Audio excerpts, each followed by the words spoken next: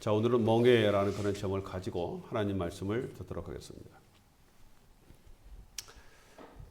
뭐 아침부터 좀 딱딱한 얘기인 것 같지만 여러분 철학자 파스칼이 우리가 잘 아는 그런 얘기를 해왔죠. 인간은 생각하는 갈대라고 이렇게 이야기를 했습니다. 자, 이 말에 뭐 두 가지 의미가 포함되어 있어요. 뭐 사람들은 사유한다, 그렇죠? 항상 그 질문을 하고 그 질문에 이제 답을 찾으려고 하는 것이 이제 사람 아니겠습니까? 또 하나는 이제 갈대가 연약하죠, 그렇죠? 이분이 이 두 가지를 이제 말씀을 합니다. 자, 여러분 이것이 뭐 다른 동물과 사람들과의 우리 차이점이다라고 말씀을 드릴 수가 있습니다. 아까 말씀드린 것 같이 사람들은 항상 질문해요. 왜 저럴까? 그렇죠? 그리고 거기에 대한 질문으로 끝나는 것이 아니라 답을 찾으려고 이제 노력을 합니다. 뭐 이런 노력은 처음부터 시작되어졌어요. 여러분 철학의 아버지 그러면 이제 우리가 이제 탈레스라는 그런 사람을 이제 뽑습니다. 자, 이분이요. 이런 생각을 했어요. 세상의 근본이 무엇인가? 이걸 생각을 했거든요. 이 탈레스가 이 생각을 할 때가 언제였냐면은 유다가 망할 때 여러분 기억납니까? 그렇죠? 유다가 BC 586년 또는 7년 이렇게 얘기하지 않습니까? 이때 이 사람이 그때 나이가 한 40살 됐는데 이때 이제 이 고민을 한 겁니다. 그렇죠?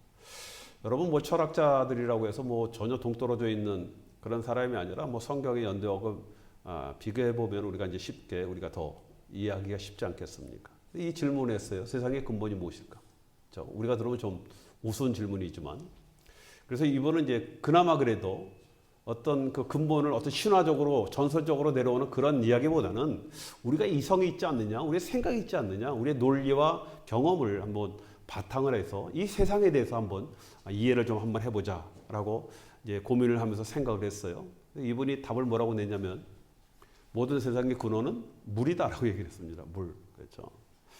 사람이 뭐 모든 생물에 물이 없으니까 없으면 살 수가 없죠. 그래서 근원이 되어질 수 있고 보니까 뭐 지구나 어둠에도 이제 물이 굉장히 많고 물이라는 것은요 뭐 기체도 됐다, 고체도 됐다, 뭐 액체도 됐다, 뭐 그러다 보니까 이분은 모든 근원은 물이다라고 이렇게 결론을 내렸습니다.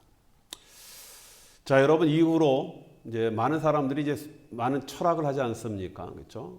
이제는 뭐 자연과 뭐 우주 뭐 이런 것에 대한 뭐 그런 사유보다는 생각보다는 얘는 사람에 대해서 생각을 하게 되어집니다. 뭐 우리가 잘 아는 것 같이 소크라테스가 너 자신 알라 이 얘기 하지 않았습니까? 이제부터 사람이 꼬라지를 알아야 제대로 사람 구실을 할 수 있다. 뭐 그런 말씀 아니겠습니까? 자, 여러분 뭐 이런 질문은 뭐 과거의 질문만이 아니라 지금도 많은 사람들이 뭐 연구를 하죠. 그래서 뭐 철학, 뭐 심리학, 뭐 인류학, 사회학, 뭐 정치, 경제 이거 다 뭐 사람에 관한 연구 아니겠습니까? 이런 사람에 관한 이 다양한 연구들이 있습니다. 자, 여러분 많은 사람들이 오랜 시간을 통해서 사람에 대한 연구를 많이 했거든요. 그렇지만 이 사람에 대해서 뭐 이렇다 할 뭐 교과서적인 그런 결론을 내리질 못했어요. 뭐 사람은 이렇다라고 결론을 내리지 못합니다. 왜 그렇습니까?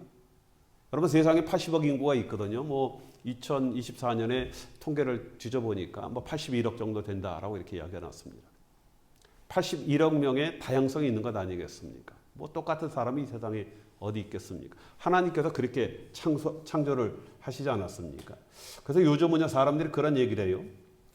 뭐 사람이 이렇게 다양한 것 같이 어떤 한 가지 이 다양한 것을 사람들이 이렇게 다양한데 한 가지로 딱 이렇다라고 규정할 수 없다라고 얘기를 합니다. 뭐 맞는 말이죠. 그래서 그냥 그 다양한 그 자체로 이해를 해야 된다. 뭐 그렇게 얘기를 합니다. 뭐 여기까지는 좋아요. 뭐 당연히 맞는 말입니다. 자, 그런데 여러분 다양한 사람이 있기 때문에 여러분 한 가지로 우리가 딱 뭐 사람이 어떻다라고 규정할 수 없는 것이 아니라 여러분 진리의 말씀이 하나님에 의해서 정해진 근본이 있는 거예요. 왜냐하면 사람은 하나님에 의해서 창조되었기 때문에 아무리 다양하다 하더라도 그 창조하신 하나님에 의해서 정해진 근본이 있습니다. 그렇죠? 뭐 다양성을 인정하는 건 중요하지만 자, 여러분 그것이 무엇입니까? 제가 지난 시간과 이어서 계속 말씀을 드리는데 여러분 저와 여러분들은 창조된 피조물이라는 겁니다. 하나님에 의해서 창조되어졌기 때문에 어떻게 규정할 수 없는 무한의 어떤 다양성을 나타내겠습니까? 우리는 하나님 창조 안에 있는 겁니다. 자, 이런 창조된 피조물의 중요한 특성이 뭐라고요? 한계와 연약성이 있다라고 제가 말씀을 드렸습니다. 여러분, 이것은 단순한 진리인데 굉장히 중요한 말씀이거든요. 여러분 이것은 모든 사람들을 규정하는 진리예요. 자, 여러분, 사람은 육체뿐만 아니라 영혼이 있다라고 말씀을 드렸습니다. 자, 그래서 사람은요, 누구나 육체뿐만 아니라 여러분 영적으로 소진되거나 고갈이 된다라는 거예요. 육체가 피곤하지 않습니까? 그렇죠? 육체가 고갈되는 것 같이 육체뿐만 아니라 우리 영혼도 고갈이 되게 되어진다라는 겁니다. 뭐 그렇다고 영혼이 없어진다 그 얘기는 아니죠.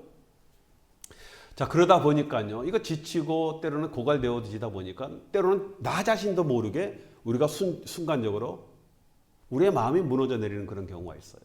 뭐 병이 걸리다 보면 어느 날 갑자기 우리 뭐 육체가 뭐 감당이 안 될 정도로 무너져 내릴 수도 있지만 우리의 마음도 그럴 수 있다라는 겁니다. 뭐 지난 시간에도 제가 말씀드렸죠. 뭐 이스라엘 사람들에게 뭐 위대한 선지자 꼽으라라고 하면은 뭐 당연히 엘리야 뽑지 않겠습니까? 그렇죠? 이 엘리야 그 갈멜산에서 850대 1의 엄청난 영적 싸움을 하지 않습니까? 그렇죠? 거기서 승리한 후에 갑자기 그 마음이 소진되어지고 영적으로 소진되어서 엘리야도 이런 영적 침체를 경험을 하거든요.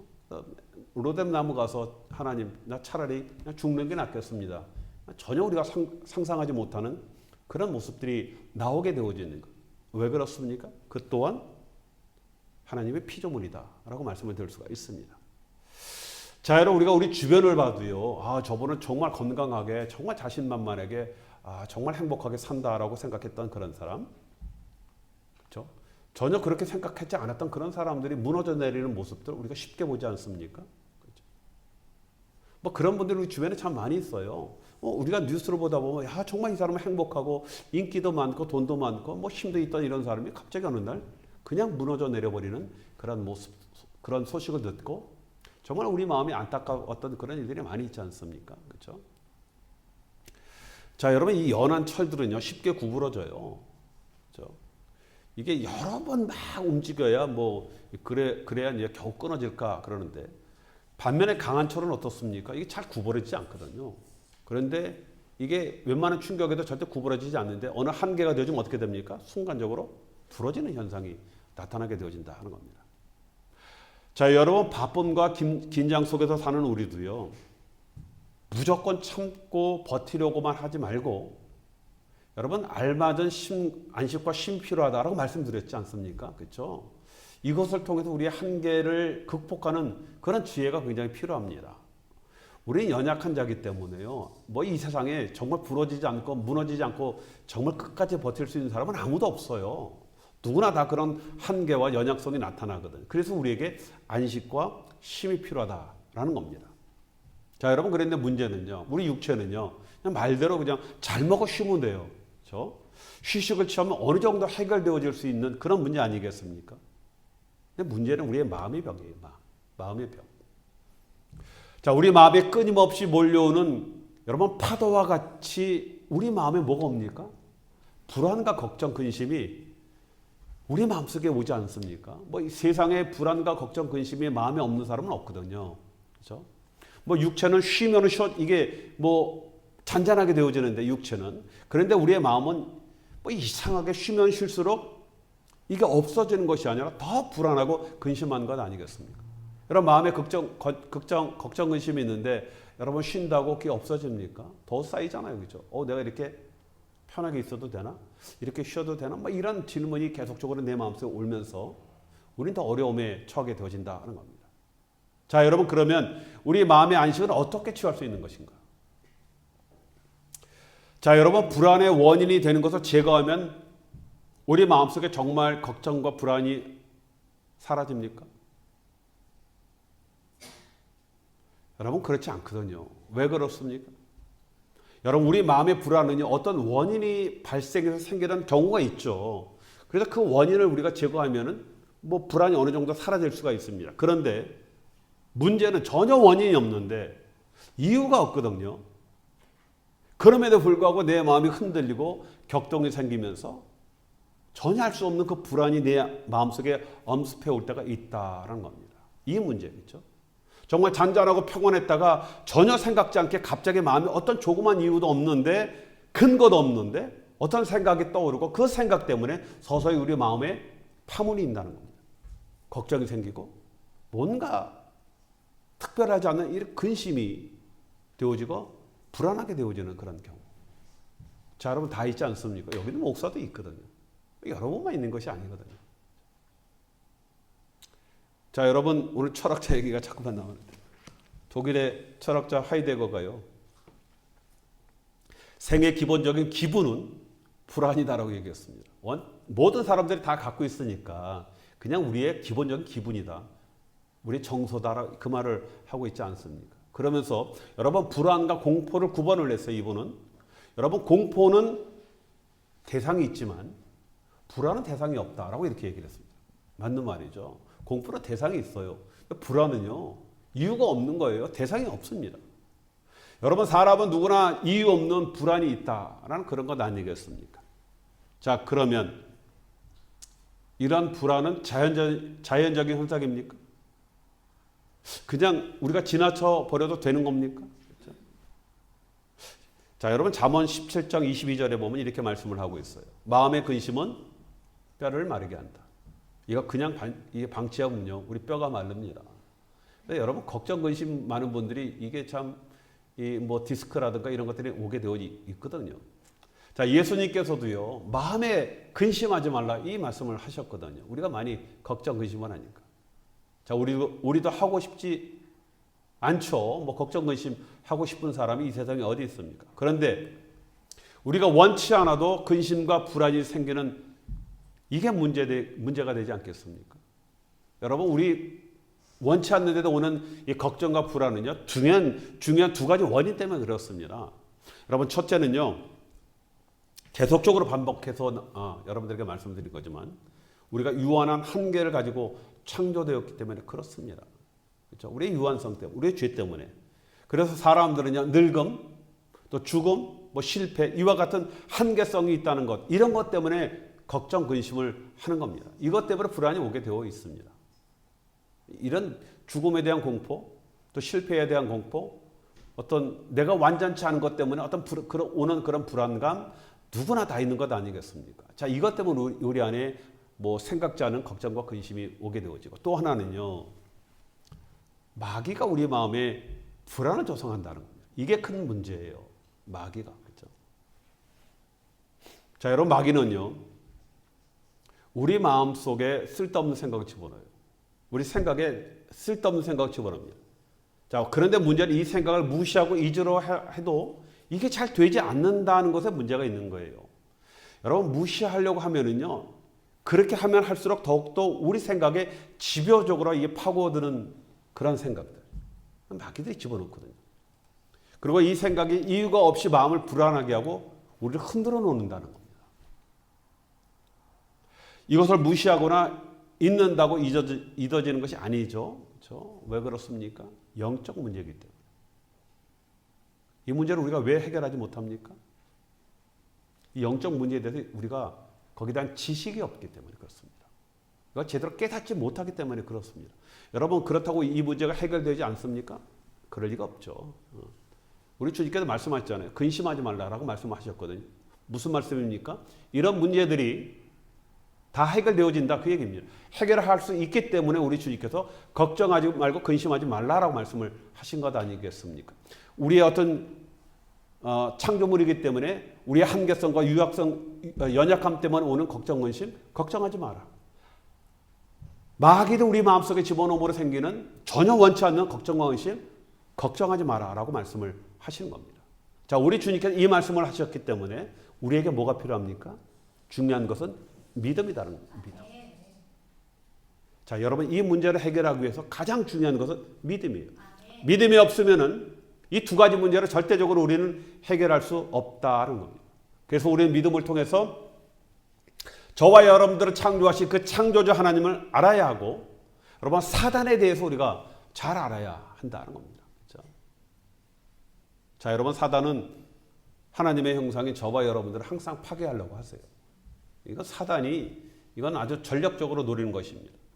여러분 사단이 가장 효과적으로 우리를 공격하는 그 방법을 알아요. 그것은 우리의 생각 안으로 파고 들어오는 것입니다. 그리고 우리 생각에 머리에 들어와서 서서히 꽈리를 틀고 주저앉고 머리에 생각만 있는 것이 아니라 문제는 이것이 나중에 마음으로 내려오는 거예요.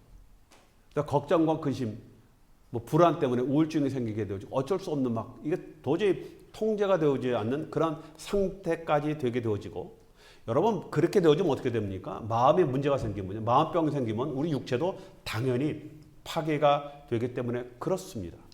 그래서 여러분 처음부터 마귀들이 우리 안에 어떤 이상한 생각을 집어넣을 때 이것을 딱 믿음으로 털어낼 수 있어야 하는 거예요. 딱 털어내야 하는 겁니다. 자, 여러분 우리 머릿속에 여러 가지 생각이 들 수 있죠. 우리가 이성을 가진 그런 동물들인데 그런 사람들인데 어떻게 우리가 생각을 하지 않습니까? 여러 가지 생각이 우리 안에 생각이 들어올 수가 있거든요. 그런데 그 생각이 우리 머릿속 안에 자리 잡도록 내두어서는 안 된다라는 겁니다. 그렇죠? 자, 여러분 새가 우리 머리 위를 날아다닐 수는 있지만 머리에 둥지를 두게 해서는 안 되거든요. 마귀들은 우리에게 여러 가지 생각을 계속적으로 집어넣지만 그 생각이 내 머릿속에 딱 들어올 수 있도록 자리 잡도록 허용을 해서는 안 된다는 거예요. 자, 여러분 이 생각이 머리에 딱 자리를 잡히면 이게 반드시 우리 이 마음으로 내려와요. 그렇죠?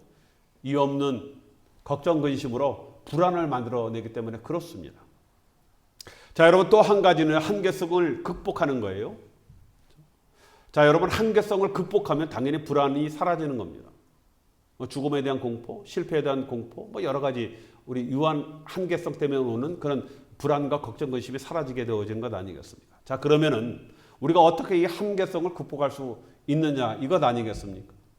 자, 여러분 그동안 많은 역사적으로 볼 때 많은 사람들이요 이런 한계성을 극복하기 위해서 많은 노력을 했죠.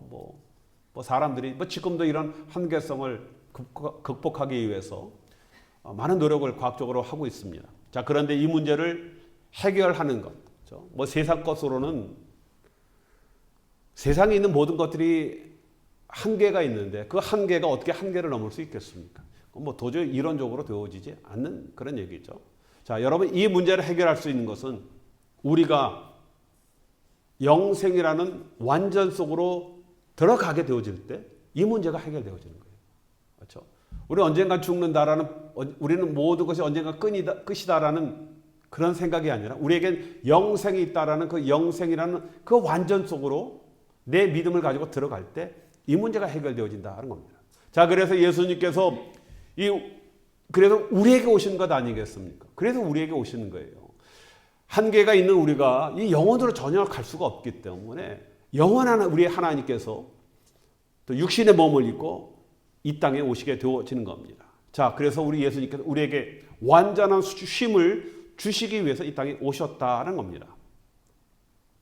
자, 여러분, 이 완전한 쉼이다라는 것은요, 우리가 나중에 가게 될 영생이라는 그런 미래적 의미만 있는 것이 아니라 여러분 현재적인 의미도 있는 거예요. 여러분 영생이라는 것은요, 우리가 죽어서 그냥 영원한 그 하나님 나라만 우리가 사모하는 것이 아니라 이 땅에서도요 우리에게 안식과 쉼을 주는 그런 현재 이런 안식과 쉼을 위해서 우리 주님께서 이 땅에 오셨다는 겁니다. 자, 여러분 이런 영생을 아는 자들은 한계성을 믿음으로 극복하게 되어지게 되어지는 겁니다.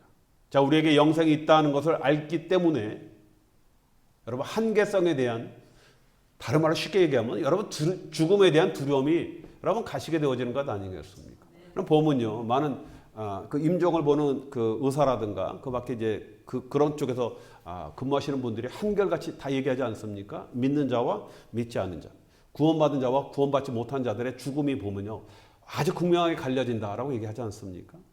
영생을 하니까 새로운 시작을 또 이제 출발하는 그런 출발점에서 그들은 평온하게 갈 수 있지만은, 자, 이것이 끝이다라는 그런 한계성의 두려움에 잡혀 있는 자들은요, 그 죽음이 정말 두려운 것 아니겠습니까? 그래서요, 믿는 자와 믿지 않는 자를 여러분 쉽게 구별이 되게 되어지는 겁니다. 자, 오늘 말씀에 보니까 수고하고 무거운 짐진 자들아 다 내게로 오라 내가 쉬게 하리라 라고 이렇게 말씀을 하셨거든요. 자, 여기서 말씀하신 짐이다라는 것은요, 여러분 인생의 고달픔뿐 아니라 우리 내면에 있는 불안, 걱정, 근심, 이 모든 것을 다 포함하는 그런 말씀이에요. 여러분 불안합니까? 걱정, 근심이 있습니까? 뭔가 정말 만족이 없습니까? 그렇죠? 여러분 그런 분들 모든 자들은 내게로 오라라고 말씀을 하고 있거든요. 자, 그런데 우리는 모두 예수님을 믿고 그분에게 우리의 인생의 왕자를 다 내어드린 분 아니겠습니까? 그렇죠? 저와 여러분들 우리 예수님을 우리 주님으로 우리가 고백을 하고 또 내 인생의 왕자로 모신 그런 분 아니겠습니까? 자, 그런데도 우리가 쉼을 누리지 못하는 그 이유가 무엇인가? 그렇죠? 정말 내가 예수를 20년, 30년 이제껏까지 예수를 믿었는데 그럼에도 불구하고 내 마음속에 뭔가 걱정과 근심, 참 평안이 없는 이유는 무엇인가? 자, 여러분 고민해 보셨습니까? 자, 여러분 우리는요 대부분 내가 예수를 믿었다라는 것으로 이제 다 됐다라고 생각을 합니다. 자, 여러분 그런데 우리가 예수를 믿는다라는 것은요 어떻게 보면 시작이에요. 출발점입니다. 자, 예수 안에서 새로운 삶이 시작되어지는 것, 이것을 말씀하는 건 아니겠습니까? 예수 믿었으니까 다 됐어. 이게 아니라 우리가 이제 예수 안에서 새로운 시작이 되게 되어지는 겁니다. 자, 그리고 우리는 예수 안에서 매일매일 성장해 나가야 하는 겁니다. 자, 그런데 오늘 말씀해 보니까 이러한 성장은 배움을 통해서 일어나는 겁니다. 배움. 자, 오늘 말씀에 무거운 짐진 자들아 내게 오라 내가 너희를 쉬게 하겠다라고 하시고 29절에 보니까 나의 멍에를 베고 내게 배우라 그리하면 쉼을 얻으리니라고 말씀을 하셨습니다. 자, 우리 예수님께서 오라 하시고요. 배우라 하셨어요. 여러분 오라는 건 뭡니까? 예수를 믿어야 하는 것 아니겠습니까? 믿음이 있고 우리 예수님을 배워야 하는 겁니다. 말씀을 배워야 하는 거예요. 자, 여기서 수고라는 것은요. 피곤해서 녹초가 되어진 지친 완전히 그냥 번아웃 되어진 이런 상태를 뜻하는 것 아니겠습니까? 또 무거운 짐이라는 것은요. 율법으로 인한 짐뿐 아니라 세상의 삶에서 받는 여러 가지 우리 영과 육뿐만 아니라 마음의 모든 고통 그런 짐들을 말씀을 하시는 겁니다. 자, 이런 자들은 다 내게로 와서 배우라라고 말씀하셨어요. 자, 우리가 세상을 살면서 여러 가지 고통과 고난의 짐을 지게 되어지고 신앙과 믿음의 생활을 하다 보면요 져야 할 짐들이 많이 있지 않습니까? 그렇죠? 때로는 이러한 짐들을 우리의 육체뿐만 아니라 마음을 지치게 하는 그런 경우들이 있어요. 그런데 예수님께서 쉬게 하리라 하시면요 육체적인 휴식뿐만 아니라 영적인 휴식, 마음의 휴식을 말씀을 하시는 겁니다. 자, 그런데 이러한 쉼은 그냥 얻어지는 것이 아니라 배움으로 해결되어진다. 그렇죠? 자, 그런데 또 한 가지 중요한 것은 예수님께 배울 때 그냥 배우는 것이 아니라 나의 멍에를 배우라라고 말씀하셨어요. 이게 문제예요. 그렇죠? 예수님께서 나의 멍에를 메우고 내게 배우라라고 말씀을 우리가 하셨거든요. 이 말씀을 들을 때 좀 부담이 되어져요. 주님의 멍에 그거 쉽지 않은데 그 십자가 그거 만만치 않은데 그렇죠? 우리는 예수님께서 지셨던 그 멍에가 무엇인지 잘 알고 있지 않습니까? 그래서 예수님께서 나의 멍에를 메라 이 말씀이 나의 짐도 감당이 안 되어지는데 나의 짐도 지금 벅차서 내가 이렇게 좀 불안하고 걱정하고 근심하는데 어떻게 주님의 짐까지 질 수 있는가라는 어떤 그런 두려운 마음이 생기게 되어지는 겁니다. 자, 여러분 그런데 이 말씀은요 예수님의 짐까지 더 지라 이 말씀이 아니거든요. 그렇죠? 예수님께서 그 말씀 하시려고 이 말씀 하셨겠습니까? 여러분 30절에 보면 예수님께서 뭐라고요? 나의 멍에는 쉽고 내 짐은 가벼우니라라고 말씀하셨거든요. 자, 그리고 예수님의 멍에를 맨다라는 것은 무엇입니까? 주님과 함께 한다라는 그런 말씀을 하는 거예요. 자, 여러분 멍에 뭔지 잘 아시죠? 그렇죠? 노래 가사만 생각하지 마시고. 자, 멍에는 여러분 소가 짐을 끌 때 소 어깨에 매는 나무로 깎아서 만들거든요. 그렇죠? 거기다 이제 수레나 쟁기들을 이제 걸어서 이제 사용을 하게 되어지는 겁니다. 자, 여러분 그런데 한국에는 멍에가 한 소만 매게 돼 있지만 대부분 이스라엘은 멍에를요 두 소를 함께 엮어서 멍에를 지게 하셨거든요. 주님은 지금 그 말씀을 하시는 거예요. 두 소를 함께 엮는 그 멍에를 말씀을 하는 겁니다. 자, 그리고 여러분 노련한 농부는요 두 마리를 함께 엮을 때요 나이가 들어서 좀 경험이 많은 그런 소와 어린 소를 함께 멍에를 메고 밭을 갈게 하거든요. 이거 둘 다 이 혈기가 왕성하면요 이거 뭐 제각기 뭐 제 마음대로 막 하다 보니까 이 통제가 잘 되지 않는 겁니다. 자, 어린 소가 밭을 뭐 가는데 뭐 힘이 되겠습니까라고 하지만 여러분 경험이 많은 소가 따라가면서 그 박자를 잘 맞춰주면서 이 어린 소가 배우게 되어지는 거예요. 그러다 보니까 나중에 혼자서도 밭을 갈게 하기 위해 그렇게 훈련을 시키거든요. 자, 그래서 우리 주님께서 나의 멍에를 매다라는 것은요 우리 주님과 함께 나의 짐을 매는 것을 말씀을 하는 겁니다. 설마 우리 주님께서 뭐 우리 주님 짐까지 모두 지게 하겠습니까? 저와 여러분들에게. 자, 여러분 그래서 나의 멍에를 매라 하는 것은 도리어 예수님께서 우리의 짐을 져주시는 것을 말씀을 하는 거예요. 우리 주님은 짐은 가볍잖아요. 그렇죠? 내 짐은 얼마나 무겁습니까? 근데 이걸 같이 지면 어떻게 됩니까? 이 짐이 나눠지는 거예요. 더구나 우리는 어린 소지만 우리 주님은 뭐 그 짐이 전혀 뭐 부담되지 않거든요. 그러니까 우리 주님이 다 지는 것과 마찬가지다라고 말씀을 드릴 수가 있습니다.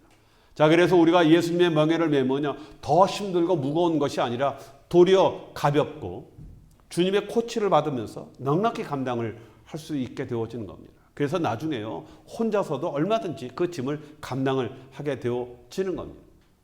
자, 여러분 그래서 우리는요 주님의 멍에를 매는 것은요 옵션이 아니에요. 반드시 주님과 함께 멍에를 매야 하는 겁니다.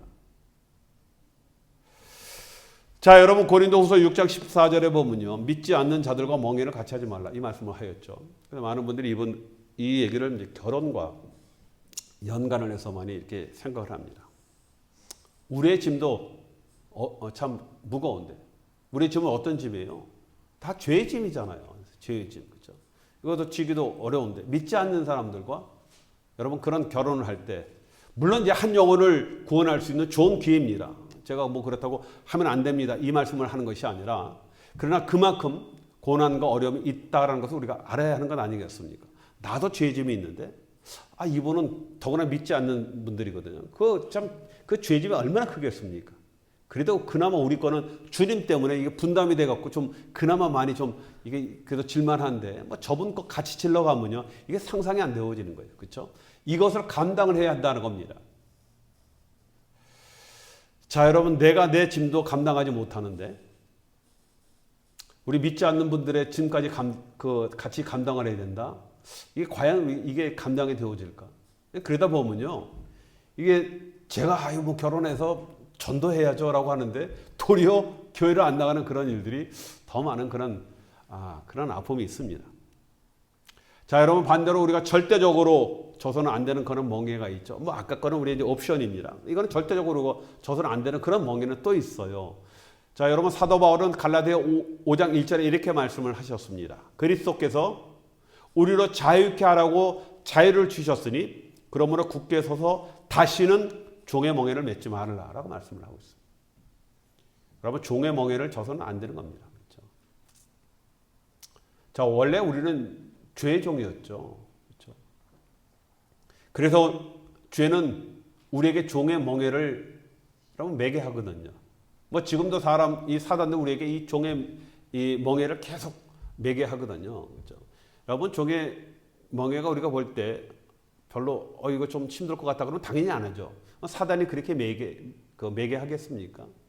세상에 명예를 주고요, 부귀를 주고 영화와 같은 뭐 이런 것들을 우리에게 주거든요. 근데 우리는 이것이 정말 이것이 도리어 나에게 좀 자유를 주고 나에게 기쁨을 주고 정말 내 삶을 더 윤택하게 하겠다라고 생각했는데, 근데 문제는 대가로 종의 종을 메고 마귀의 조종 안에 살게 그렇게 한다는 겁니다. 그렇죠?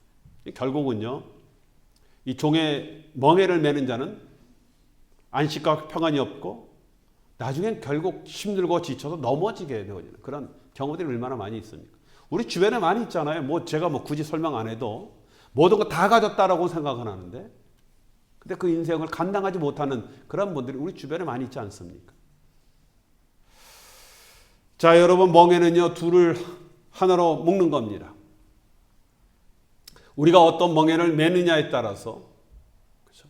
우리가 참 평안과, 그렇지 않으면 또 죄에 갇혀서 영원히 우리가 고통의 삶을 살 수가 있게 되어지는 것 아니겠습니까? 자, 우리가 주님과 묶이게 되고 또 잘못하면 사단과 묶이게 되어진 그런 경우들이 있거든요. 우리가 주님과 묶일 때 그때 우리가 이 땅에서도 여러분 평안의 삶을 살 수 있게 되어지는 겁니다. 반드시 우리는 주님과 멍에를 매야 하는 거예요. 여러분, 우리가 주님의 멍에를 내가 주님과 함께 멍에를 매겠습니다라고 해서 주님의 멍에를 딱 매면요, 사단이 와서 멍에를 맬 수가, 우리에게 멍에를 지게 할 수가 없는 것 아니겠습니까? 그렇죠? 자, 그분과 동행하면서 여러분 발을 맞춰서 또 우리가 먼저 나가거나 뒤치지 않고 그분에게 배우는 것, 예수님에게 배우는 겁니다. 그럴 때 우리 모두가 쉼을 얻게 되어진다라고 말씀을 하고 있습니다. 자, 우리 모두가 주님과 동행하는 것, 그렇죠? 또 그분에게 우리가 겸손히 또 배우는 것, 이것이 참 평강과 안식의 삶을 우리가 누리게 되어지는 그런 길이 되게 되어지는 겁니다. 자, 우리 주님과 함께 동행하고 그분의 멍에를 함께 메모노 참 평강과 또 행복을 또 기쁨을 또 감당하시는 저와 여러분 되시길 주님의 이름으로 축원드리겠습니다.